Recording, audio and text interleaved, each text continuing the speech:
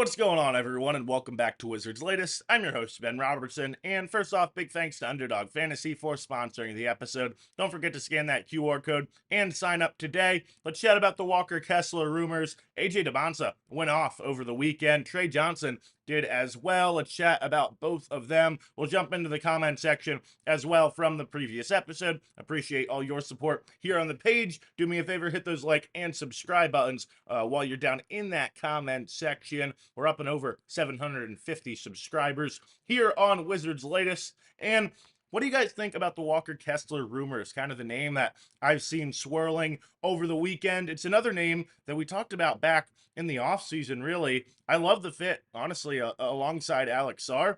Kind of the things Sarr isn't, a physical rim running big man, at the offensive end. He's really, again, the physicality inside at both ends and averages for his career about 2 blocks per game. So you kind of imagine him and Alex Sarr being, a really defensively kind of maybe elite pairing, right? And then again, it allows Sarr at the offensive end to step away from the hoop, work his face-up game, work the mid-range game. Well, again, you kind of have a big physical center in the middle. Utah saying, and by the way, remember, Walker Kessler out for the season, which frankly is kind of perfect for the Wizards because, you just go back a couple weeks, right, to the Trey Young deal, and let's be honest, part of the reason why that Trey Young deal was enticing for Washington is because they can essentially, they're not going to fully shut down Trey, right? We've heard he's going to be back after the All-Star game, but because he's already dealing with injuries, they can really slow play his return to the lineup.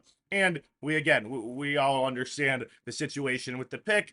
The team wants to hold on to it by losing games. And with Walker Kessler out for the season this year, obviously being a wash for the Wizards, that's perfect. You're really just trading him for the fit for next year. Now, Utah saying they want to retain him, but to me, I'm looking at this situation, and again, I mentioned we were chatting about Kessler back in the offseason. They couldn't find an extension then, and it feels like now, headed towards restricted free agency, if there wasn't a deal reached at that point, what's has changed maybe with him in the organization now? They're just essentially just not been playing, and I have to. So again, for me, it feels like he's probably going to get moved, even though they say they want to hold on to and work something out in the offseason. My question would be then, if he does get moved by Utah, is it before the deadline? Do the Wizards, make the call and try to strike here? Or is it more something that would be, go down over the offseason? And again, I guess at that point, he would just be in restricted free agent territory. So really, this is their moment to maybe make a deal for him. Let's chat about AJ Dybantsa real quick. Is he the number 1 draft prospect? I'm here to say, after this weekend, I think yes, he is. And don't let your eyes fool you. I've been, again, thinking about this really all weekend. We chatted on the last episode about some of these draft prospects. And look, Boozer is a really good player. A really good, clearly at the college level, a force, to be quite honest. I think he's going to be a good player in the NBA. He's really skilled. He can shoot the ball. He's a great passer. But let's be honest. Don't let your eyes fool you. He's not 6'11". He's 6'9". That's his listed height. And then again, when you watch him play, it's not like he's towering over the competition, right? And he's not maybe the elite athlete that when you look at AJ Dybantsa, you go, yeah, that guy is as soon as he steps on the court. And when you watch a player and go, yeah, that looks like a star, he looks like he's probably going to be a star of the NBA as well. Believe it. It's not that sometimes it's a little bit more simple than we make things seem. And again, AJ went off for 43 in that Utah matchup, which I'm not going to say is, again, he struggled in the Texas Tech game. So if you want to, which was the top 15 game the week before, he did play well early on against UConn, but I'm not going to go right home about him just going off against Utah because of the level of competition right there. But I am going to write home about he's only had 1 bad game pretty much all season long. I think he's going to walk into the league and average close to 20 points. And if he puts together any sort of 3-point shot, well, the result of it is what you saw in that Utah game where he went 4 or 5 from deep and then again went off for 43 points. And you literally kind of have an unstoppable scoring player, to be quite honest. Let's talk about our Wizards rookie who went off over the weekend. After this, fast breaks, buzzer beaters, and block parties are back, and Underdog is the best place to get in on all the action. Playing on Underdog is easy. Just pick whether your favorite player will go higher or lower on stats like points, rebounds, steals, and more. Get your picks right, and you could win up to 5,000 times your cash. Tonight, I'll be watching that Lakers Chicago matchup and selecting LeBron James for higher than 22.5 points and Kobe White for higher than 20.5 points. Download the app today and use promo code BasketballFan to score $75 in bonus entries. When you play your first $5, that's promo code BasketballFan. Underdog, make picks, win money. Must be 18 plus. 19 plus in Alabama, Nebraska. 19 plus in Colorado for some games. 21 plus in Arizona, Massachusetts, and Virginia. And present in a state where Underdog Fantasy operates. Terms apply. See assets.underdogfantasy.com/play and get terms DFSTML for details. Offer not valid in Maryland, Michigan, New Jersey, New York, Ohio, and Pennsylvania. Concerned with your play? Call 1-800-GAMBLER or visit www.ncpgambling.org. In New York, call the 24/7 helpline at 1-878 or text HOMI 467-369. So let's chat about that Trey Johnson performance against Charlotte over the weekend. By the way, enjoying the Underdog sponsorship, and pretty much all the selections I give there in the promo are ones I've actually made and ones being made essentially on bonus entries because of that promo code. Remember, Basketball Fan.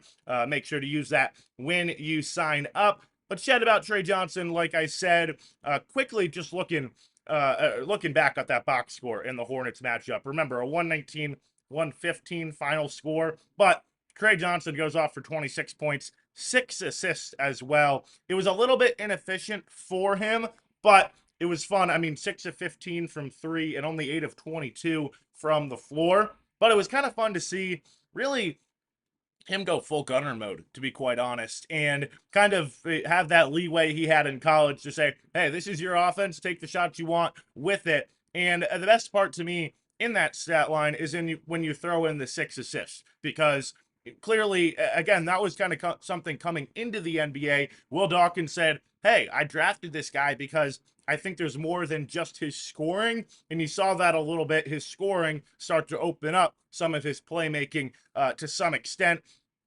I do want to say he's probably, that defensive attention you kind of saw him get, and again, it opened up a couple other looks. Probably you're going to start to see more of that, and also I have to imagine Trey Johnson is just going to become more of an offensive focal point over the back half of the year, simply because the Wizards right now are in full tank mode, and CJ McCollum has kind of been moved out of the way. There's a whole bunch of shots opened up for this backcourt, and I'm excited to see how Trey Johnson can kind of take advantage of that, and again, really see him maybe ramp up the scoring here down the stretch of the season. Let me know what you thought about that performance. Really today from the comment section, I wanted to go back. It was inspired by a comment a couple days ago from Multiverse Joe, but honestly, I just wanted to give out quickly, if you haven't seen this, the actual odds that the Wizards keep their draft pick for this upcoming season, right? We always talk about trying to land the top 8 pick to hold on to that first rounder next year. Remember, if it's a bottom 4 or worse record, the Wizards have a 100% chance to keep that pick. You guarantee yourself a shot at the number 1 pick, and again, to stay in the top 4. If they had the 5th worst record, they still have a 99.4% chance to keep that pick. The 6th worst record, it goes down a little bit to 96.2. Now, when you get past there, that's when you get to the danger zone a little bit. The 7th worst record is 85.8. So you have basically an 86% chance to win, to hold on to a top 8 pick if you finish 7th worst in the NBA. And then after that, you really get scary. 8th worst is 61%, 9th worst about 20%, and 10th worst 14% there on, again, the odds sheet for holding on to the top 8 pick next year. And then the Wizards right now have the worst record in the league by one single game, one record worse than the Pacers. So we kind of, again, that's a theme really all year long, holding on to that, top 8 pick next year. I said just that line here in this segment about 8 different times. But right now, you're firmly in a good spot to do that. And again, we kind of acknowledge the tank fully on here probably the rest of the way of the season. And you're probably, even if you get to maybe the 6th worst record, which I don't think is going to happen, still fairly safe to hold on to that draft pick. Now, We all saw what happened last year. Well, we ended up drafting sixth and not drafting Cooper Flag. So I'm trying to keep those kind of bad vibes out of my head when I take a look at these draft prospects and take a look at these draft odds for next season. We'll keep you posted on everything Wizards related. Back at it tomorrow here on the page. Appreciate all your support here on the page. Do me a favor, hit those like and subscribe buttons. Drop your comments as well. And thanks for watching another episode of Wizards Latest.